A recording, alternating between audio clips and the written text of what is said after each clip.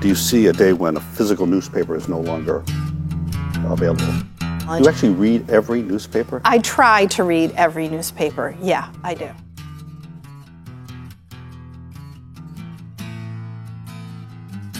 I'd like to welcome our listeners to the Bolus Beat podcast. I'm your host, Greg Bolus. The Bolus Company is Northern New England's largest commercial real estate services firm with offices in Portland, Maine, as well as Manchester and Portsmouth, New Hampshire. We've been selling and leasing real estate in Maine and New Hampshire since 1975. This podcast is designed to provide insight into Maine's business movers and shakers.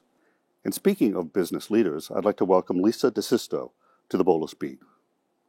Lisa is the Chief Executive Officer of Masthead Maine, which is the state's largest media company. Masthead publishes 5 daily newspapers, including the flagship Portland Press Herald and 17 weekly newspapers from the Kennebunk Post to the Rangeley Highlander. Masthead produces local journalism in print, on the web, in apps, through live events, and more. Masthead also operates a commercial printing facility in South Portland. As its CEO, Lisa is responsible for more than 400 employees. Lisa joined Masthead Maine in November of 2012. She is originally from Massachusetts, and every one of her jobs until she came to Maine had the word Boston in it. Boston Globe and Boston.com for 17 years, Boston Phoenix for 5 years, Boston Magazine for 5 years. When she announced her move to Maine, people were surprised. But she's never looked back, moving with her family to an alpaca farm in North Yarmouth. She loved that the move to Maine still allows her to cheer for a New England sports team. Lisa proudly serves on the board of the Boys and Girls Club of Southern Maine. She is on the board of the Associated Press. She recently rejoined the board of the Portland Chamber of Commerce. She also serves on the board of the Greeley Football Boosters. She hosts a live event, Like a Boss, where she sits down with Maine business leaders to learn about their leadership principles. Lisa is a 1985 graduate of the University of Massachusetts at Amherst. Lisa's hobbies include jigsaw puzzles and pickleball. Welcome to the Bolus Beat, Lisa. Well, welcome, Lisa. Thank you, Greg. Thank you for having me. My pleasure. What is your job at Masthead Maine? Tell us. Oh, well, that's a big question to start with. So let me first explain Masthead just a little bit. So we're 5 dailies, including the Portland Press Herald, and then we're 17 regional weeklies everywhere from Saco to Rangeley.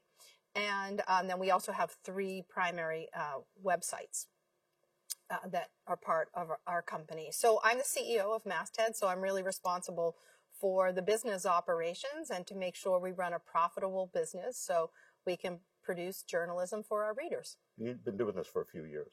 I have been doing it for a few years. Actually, I'm about to celebrate my 10th anniversary here in Maine. And I've been in the media business since, I graduated from college. I spent 17 years at the Boston Globe before I came here. Yeah, well, and I think we said in the introduction that all of your jobs had Boston in it. Right? I know, yeah. Right? It was, crazy. I don't really know. It wasn't intentional. Of course, that's where I grew up, but I'm happy to have Maine in my latest job. And the best part of your job is what?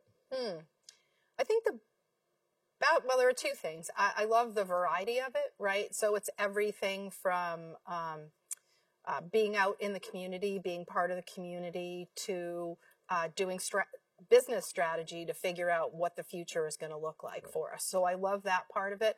But the thing that I'm most proud of is the journalism that we produce. And it's great to run the operation that is able to produce journalism that's really important for our readers and for Maine. Right.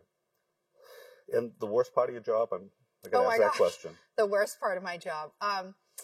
Okay, 2 things. Again, one is having to read every newspaper. I love all the newspapers that we have, but it actually takes a tremendous amount of time to stay up on them every day. So that's definitely a challenge. You actually read every newspaper? I try to read every newspaper. Yeah, I do. Yeah. So I'm not saying I'm perfect at it. Are you a speed reader? I'm pretty good. Yeah, I'm pretty good at parsing through what I need to, and it would be everything that's produced by our journalists locally. So I might skip over the wire stories. But the thing that is really troubling to me right now is I just hate when we let down our customers, and we've been really struggling specifically here in Portland with everyone is having a hiring challenge, and it's keeping carriers. And so that's been a real struggle, I would say, gosh, for the past 18 months, is getting people their newspapers reliably. Now, for some people, it hasn't been an issue. They've got a great carrier that's servicing their route, but there are definitely others where we're just not delivering the kind of service we need to. And I was going to ask you about that. I know when I leave the house every morning, yes, the newspaper person yeah, is driving around in the car, dropping off the newspaper. And I always wonder how you get these people, because there's such a labor shortage right now, right? Right, that's right. And, yeah. Do you hire these people directly, or do you hire a company that provides that service? Yeah, so they're all independent contractors, and so they're managed by our local circulation team. And it's people that like to work independently, that might be night owls because you start at 2 in the morning and you end at 6 in the morning. And but we're also finding that most of our carriers have second jobs, which is really important for us to be on time and get the newspapers to the delivery depots so they can get started on their routes. And they start at 2 in the morning? Sometimes earlier than that, yeah. So the press is shut down at 2?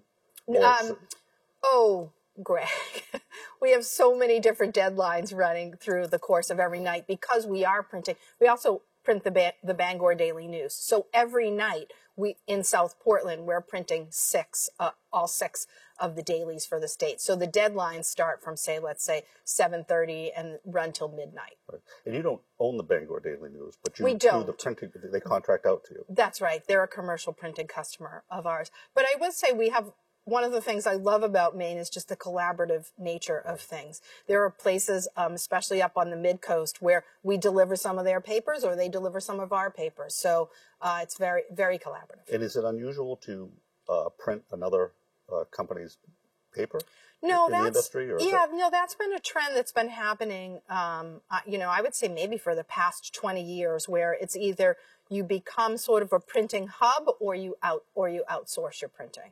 Yeah. You know, when you moved up here from Boston 10 years ago, you and I met initially for lunch and got to know each other a little bit. But we talked at one point about something I call forced civility. Yeah. You had another name for it. You call it intentional civility. Yeah. Would you explain what that is? Sure. I think it's a small state, right? And there's not a lot of hierarchy, so it's easy to connect with people. And I just think it's really important to get back to people, to return phone calls, because you just never know who you're going to bump into at Hannaford.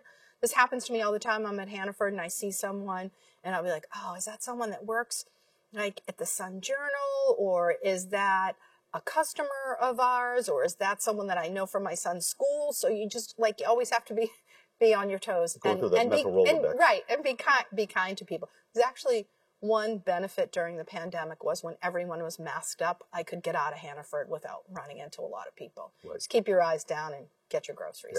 Because no one knew who you were. Right. I used to say when I first got here that you should always make sure that you're at Hannaford with lipstick on.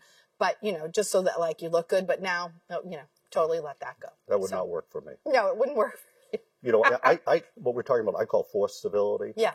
And I noticed, I worked in Boston for a while, grew up in Maine, but worked in Boston. When I came back, I noticed the difference between Boston and here is if you're driving in traffic and somebody cuts you off, in Boston, you're likely to give them the bird. Yeah.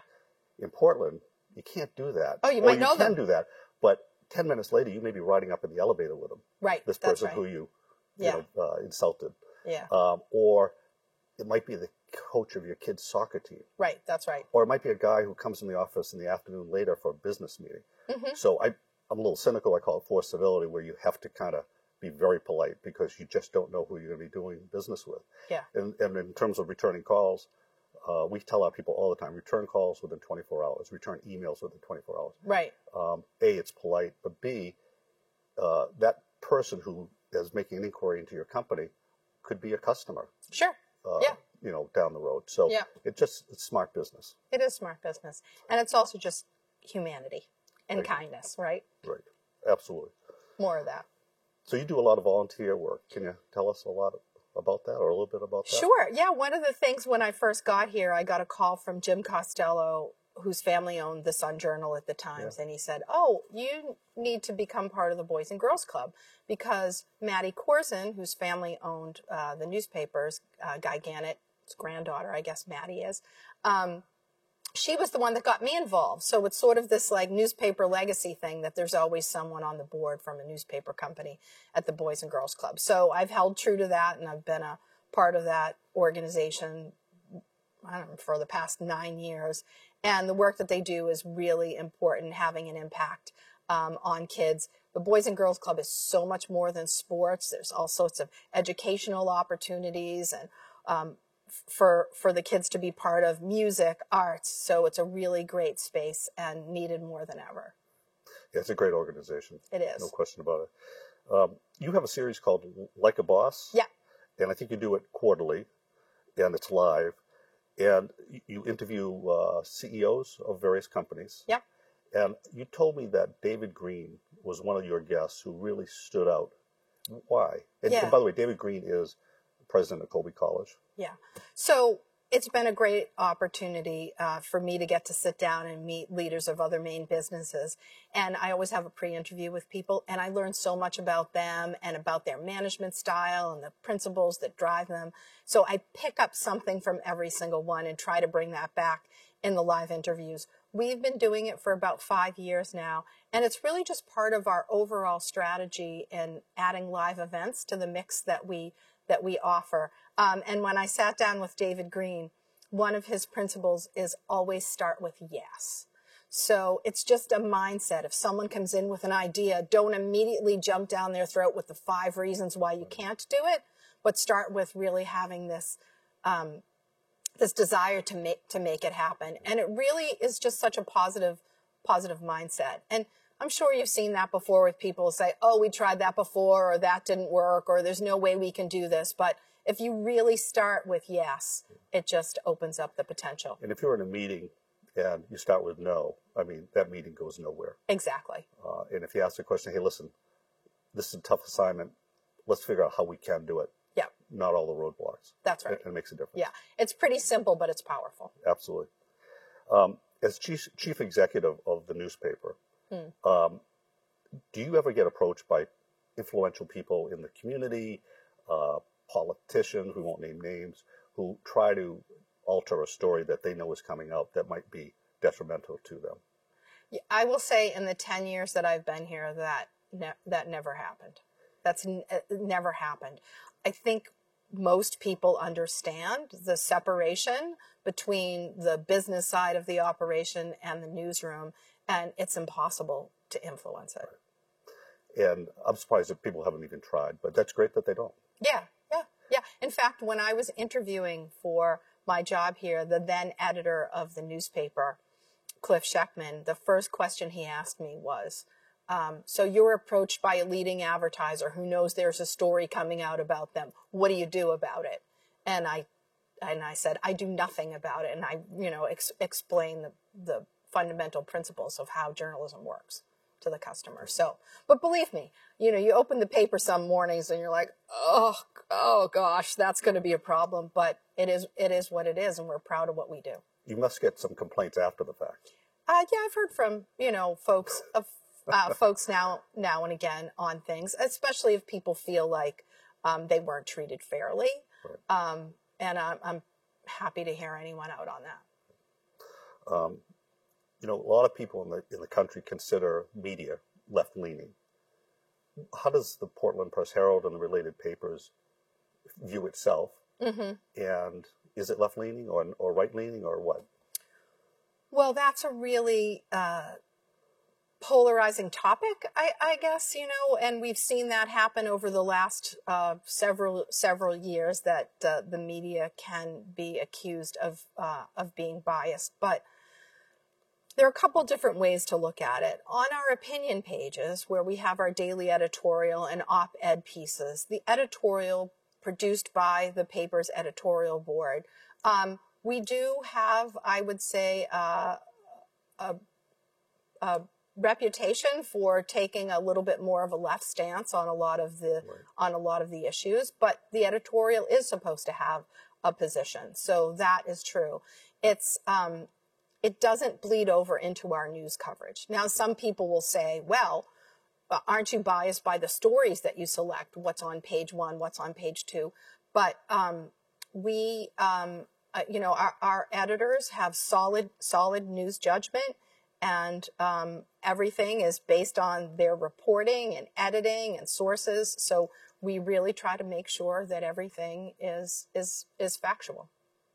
You know, writers at your newspaper and every newspaper in the country are human, and will make mistakes from time to time. Yeah. If a writer makes a material mistake in an article, how does the paper handle that? Sure, we have Is there a retraction or? Yeah, we often run corrections. So here's the process. If you were covered in a story and something was factually incorrect, and say you were to call me, I would say, well, did you start with the reporter?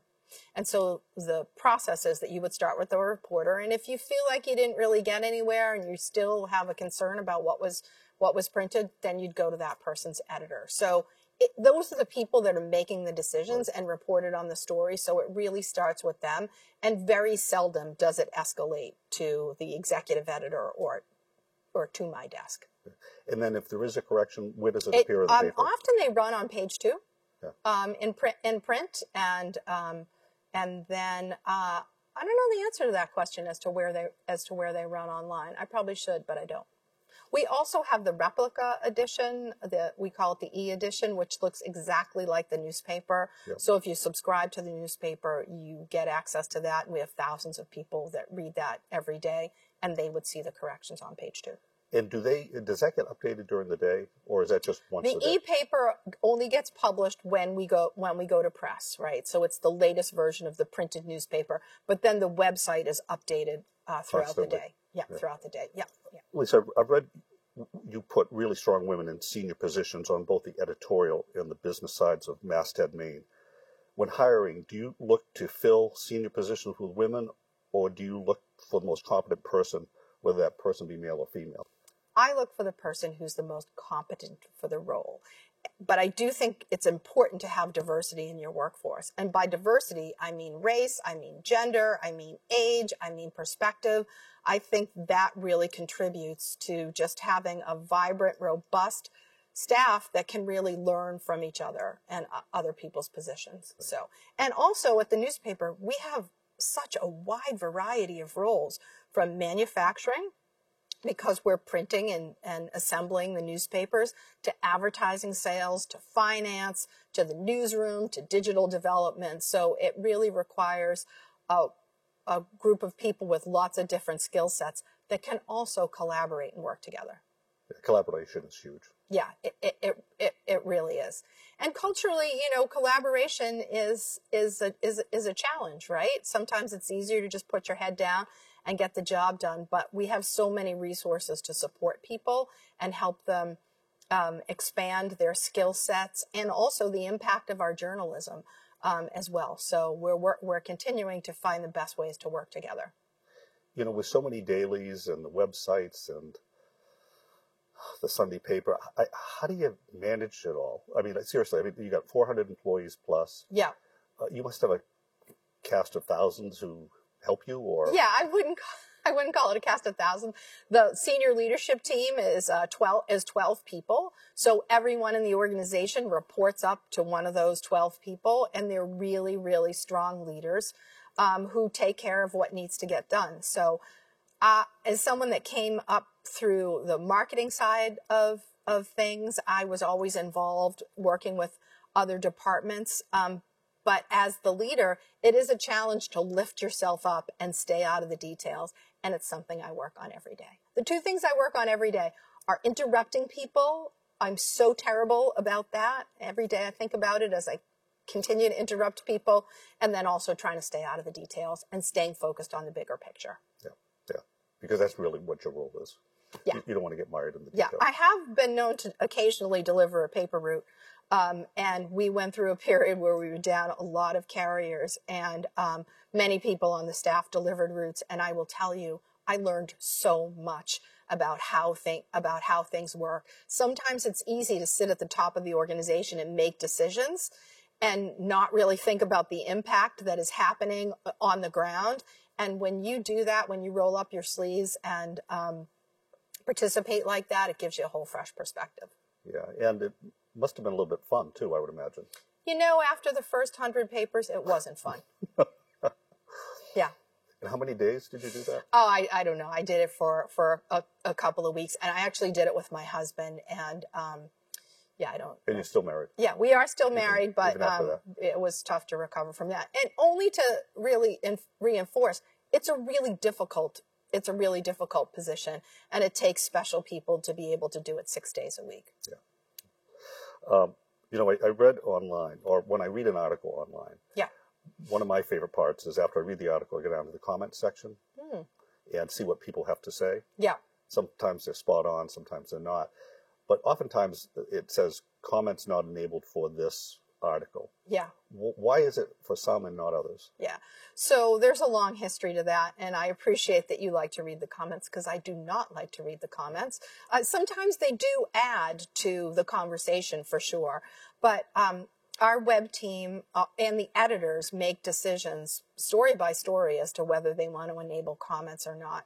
And we know if there are stories about race, stories about gender, stories about horrific accidents, that oftentimes the comments are really can be hateful, rude, and cruel. So we just don't want to create that kind of environment for that kind of conversation. It's just not productive. And if somebody does make a rude or crude or racist comment, Yeah. can you bounce them off? Yes, we can. Yeah, and we can delete the comments. Can Yeah. you also delete them as somebody who can make comments?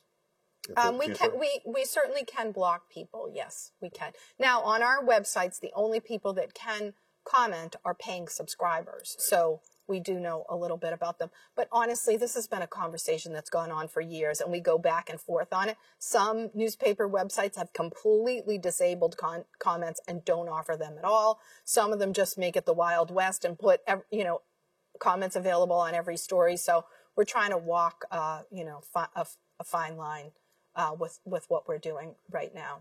Yeah. You were hired by Donald Sussman, who owned the newspaper at that time. And I believe in 2015, Donald sold the business to Reed Brower, Yes. Excuse Yep. me.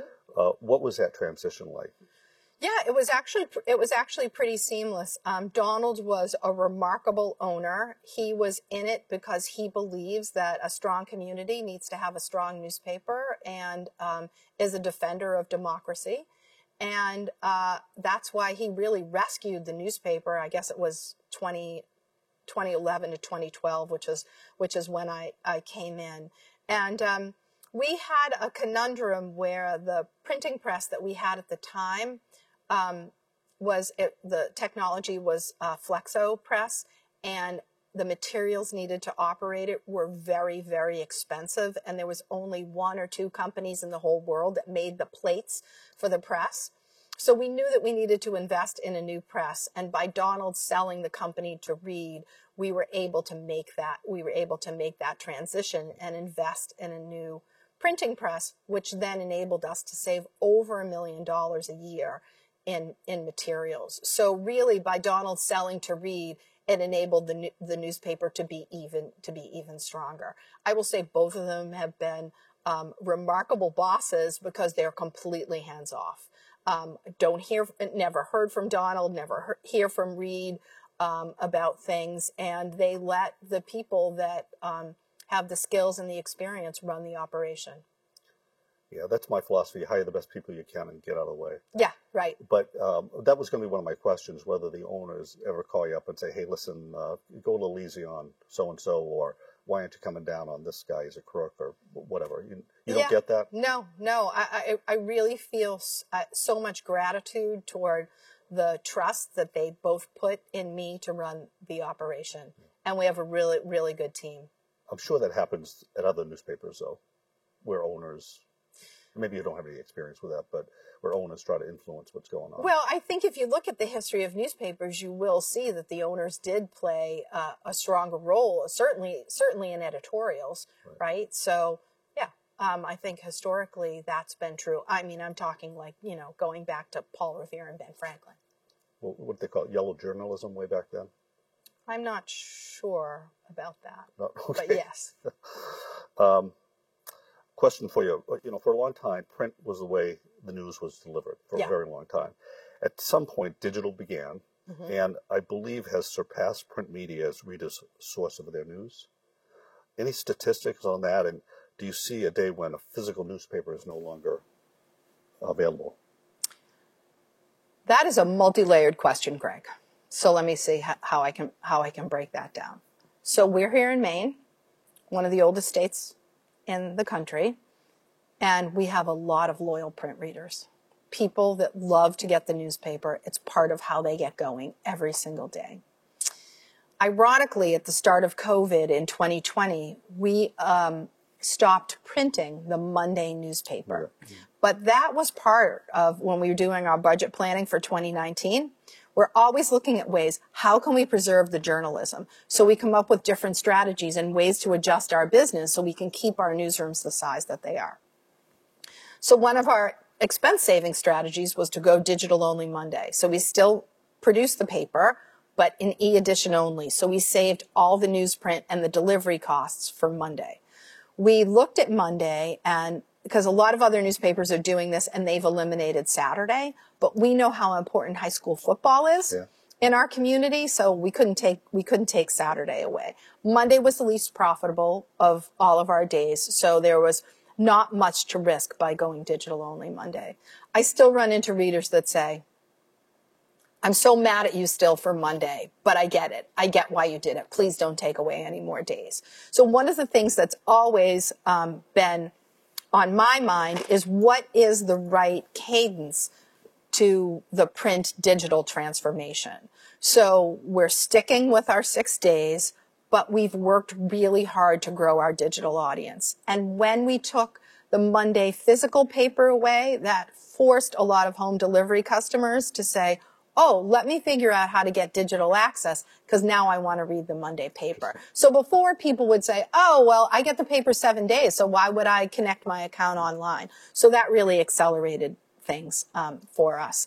So over time, will we reduce the number of days? I mean, it all depends on what happens demographically, but I could see way in the future being Sunday only and then digital only for the other 6 days. But that's way out into the future. You speak about demographically. Maine is the oldest state, I think, in the country, age-wise. Yeah. Are the older readers the ones who read the newspaper, physical newspaper, and the younger ones are more inclined to go digital? Yeah, in rough terms, that's exactly Always right. exceptions, of course. Yeah, that's right. Yeah. To the extent you can, open up your crystal ball. Oh, gosh, yeah. And tell us what's the future like for newspapers, like the Portland Press Herald, 5 years from now? What do you see happening? Or maybe 10 years from now? Yeah, well, 10 years from now, I think you could definitely see more of a digital focus and maybe fewer days in print 10 years from now. Right. I will say at the Portland Press Herald right now, we have more digital readers than we do print readers. So that was something I think maybe 2 years ago that eclipsed, where we had more digital readers than we do. And is the trend going that way? Yes, the trend is going that way. Now in the other markets in Lewiston, the Morning Sentinel in Waterville, the Kennebec Journal in Augusta, it's not that same proportion. The print readership is still stronger. One of the trends that we are seeing nationally is this move to nonprofit journalism. So we're seeing it in Baltimore. We just saw it in Chicago, where the Sun-Times and WBEZ, their public media or public radio station, merged, and now they work cooperatively, and the Sun-Times is now a nonprofit. The Salt Lake City Tribune moved to that model. They're a 501c3. So I think people are recognizing that philanthropy and donations and supporting journalism for the strength of the community is the way to go in the future. So that's an emerging model. The other model that you're seeing is that private equity firms are buying up newspapers across the country and kind of, doing a lot of cost cutting, which is really hurting the journalism. At the Press Herald, we have 5 full-time photographers who are immensely talented and add so much to our presentation every day in print and online. You go to other markets like Hartford, for example, I don't think they have a single photojournalist on their site. Really? Yeah, on their staff. Yeah. So how do they get the photos? Their reporters take the photos. Now, admittedly, reporters can take great photos with their iPhones, but it's not the same as having an experienced photographer on your staff. Lisa, how did the pandemic affect the Masthead Maine publications? Did the readership increase or decrease? And I'm thinking maybe it increased because people are sitting at home, or did it decrease because of everything else that was going on?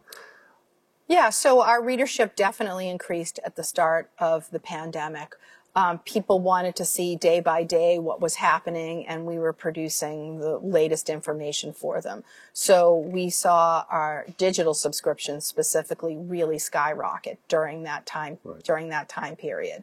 And I would say that, since then it's kind of leveled off a little bit, but the pandemic definitely drove readership for us. Yeah. We also had an opportunity at that time. We're part of this group called the Local Media Association, and they set it up so people could make donations through their foundation. And so many of our readers came forward and said, how can we help you? And made contributions to us, as they knew that our advertising was declining at that time because so many businesses were closed, right? So we get we have a lot of advertising from the arts community. Restaurants. And so since those were closed, our advertising declined significantly. And through the generosity of our readers who understood the importance and understand the importance of what we're doing, they came through and helped us. Well, that's incredible. Yeah. So going back to your statement that a lot of papers are becoming nonprofits, is that for A, you don't have to pay taxes, right? And B, do you people can make donations and get a tax break for doing that? Yes. Is that the motivations behind it? Yeah, the motivation is that you're a mission-based entity, that your objective is to produce journalism for readers, hold people accountable, put a spotlight on things that are happening in small communities, and to be able to offset your you still would have advertising and circulation revenue, but you could offset any decline that you might see with philanthropy and donations. Interesting. Yeah. I hear a lot about editorial boards of newspapers, but know very little about how they work. I know political candidates usually meet with the editorial boards in an effort to win their endorsement. How many are on the editorial board at the Maine Sunday Telegram? And what positions within the newspaper are on that board? Sure. So we have a new opinion page editor. Her name is Siobhan Brett, and she replaced Greg Kessich, who'd been with us for years, who retired. I guess that was a little in the spring. So Siobhan is new, so she's the opinion editor. And then also on the editorial board is Ben Bragdon, who's the opinion page editor for the Kennebec Journal and the Morning Sentinel. So the board collaborates across those newspapers. Also is Sarah Collins, who works on the editorial page. Bill Nemitz used to be on the editorial board, but he too has since retired. And when Bill's position is replaced, how do you replace Bill Nemitz? That person will join the board. I'm on the board.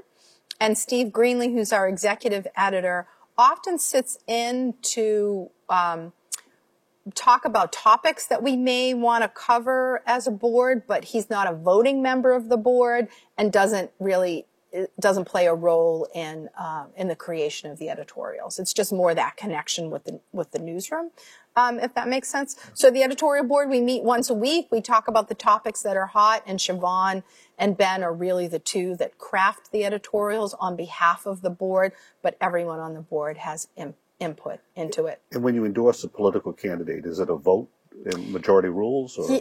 It is a vote, and we usually work to get to be unanimous.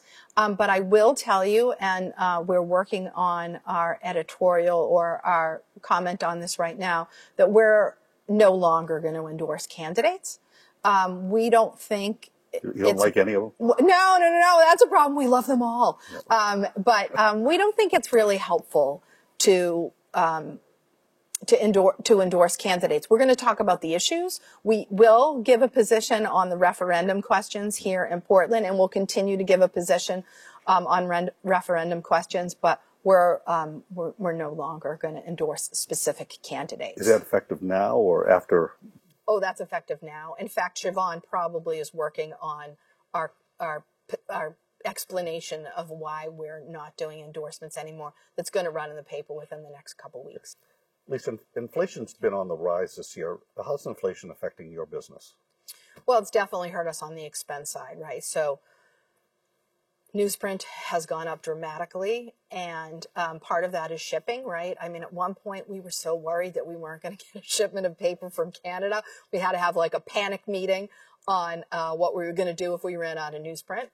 And now we've got a plan should that ever happen. So newsprint prices have gone up dramatically. Our health insurance costs continue to go up every year. So that's a real burden on the expense side of the ledger, of course. And then gas prices have really impacted our carriers, who, as I mentioned, are independent contractors. And we've been working with them to offset the sting of gas prices. So all our delivery costs are up. In the past, we've been able to really tighten expenses if we missed things on the revenue side, but that just hasn't been possible.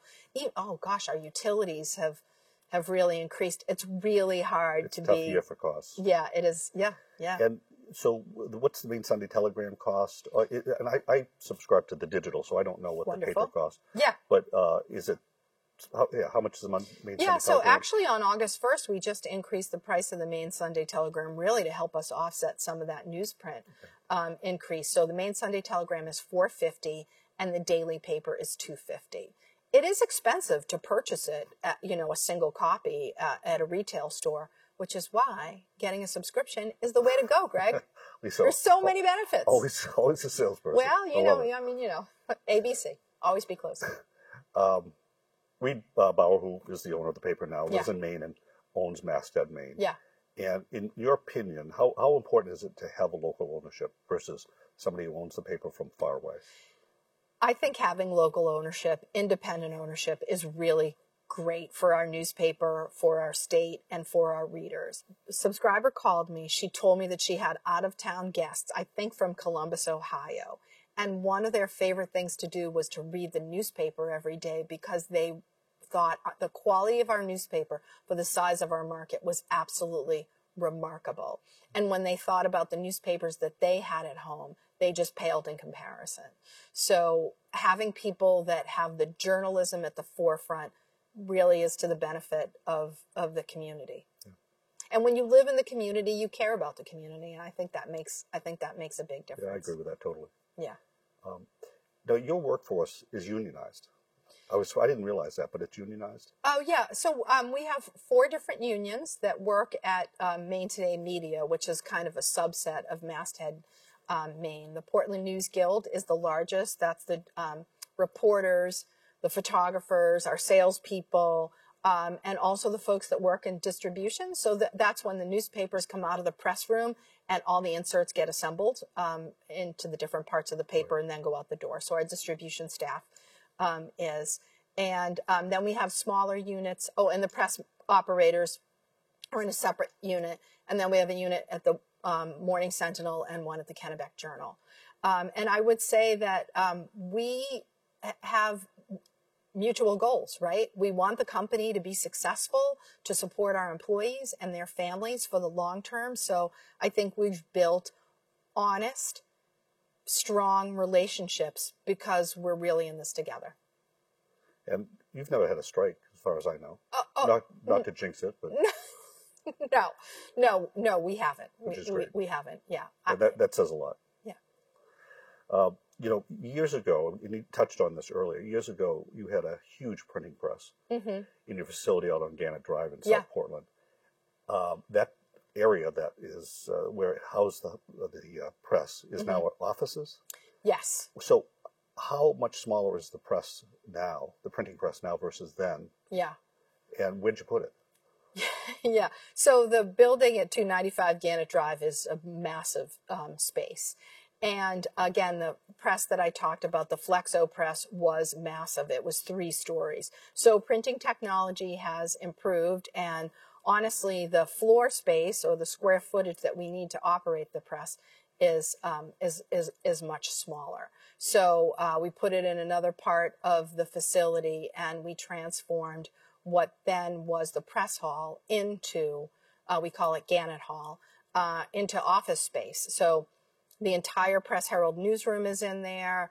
Our circulation and marketing departments are in there. Our creative services folks. Actually, the Forecaster newspapers are part of our newsroom, or that hall in South Portland, and also our digital development team. So what's fun about it is people come down the hall from the visitor entrance, and then you turn into this massive hall with these two giant fans. We have a studio in that office space as well, and people are blown away at that It's newsroom. a huge window, right? Yeah. So the window was created to bring the press in, and then the press went out, and now it's just it's just a lovely fixture. Yes, it is. And our newsroom and our advertising team used to be located at One City Center in downtown Portland. And we made the decision to move out to South Portland because parking was expensive downtown.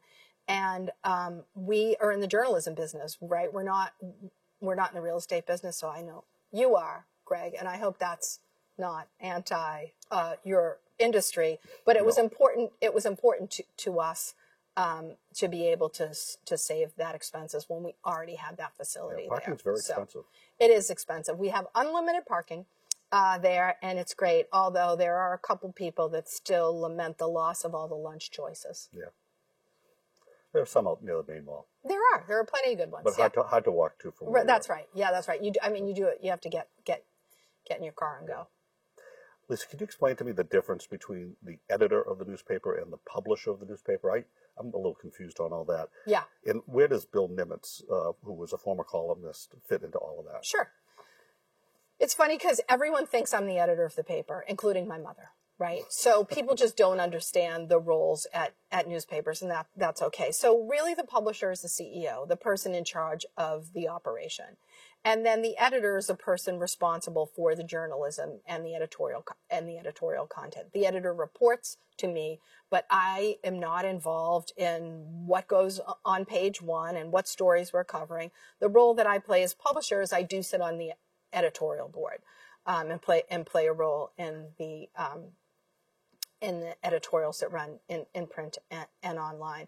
Bill was a Metro columnist, so Bill's role was to tell stories that based on his experiences and people that he met, with a perspective and a point of view. So he would editorialize. Yes, as opposed to a reporter who. That's right. That's right. Yeah. Interesting. Yeah, he was a columnist. So a columnist has a perspective, has an opinion, and is encouraged to include. That's part of their role, is encouraged to include that. And in a perfect world, the editor and the publisher is almost like two silos, with some overlap. In terms of... Yeah.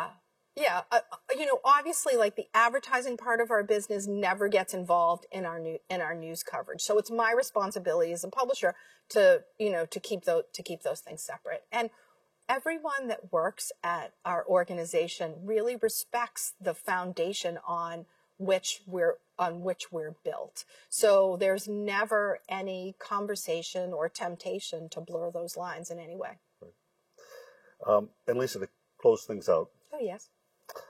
Who writes the headlines? Well, our editors write the headlines, and our copy editors at night. We have a whole team that comes in and assembles all the stories for the day, for the next day's publication. In fact, we often have different headlines between print and online because there's a certain magic to optimizing headlines for the web that help improve their search results. So it's a gift and a skill, and I'm constantly amazed and amused by what they come up with. So if they use certain words, you may get more clicks than other words. Okay. Yeah. I'm sure it's a talent in and of itself. It is a talent, and we're thankful to have so many gifted people on our staff. Hey, Lisa, thank you so much for joining us on the Bolus Beat. I really appreciate you coming in. My pleasure. Thank you for inviting me. Take care. Thank you. Lisa, thank you for being our guest today on the Bolus Beat, a Bolus Company podcast. I really appreciate you taking the time to chat with us.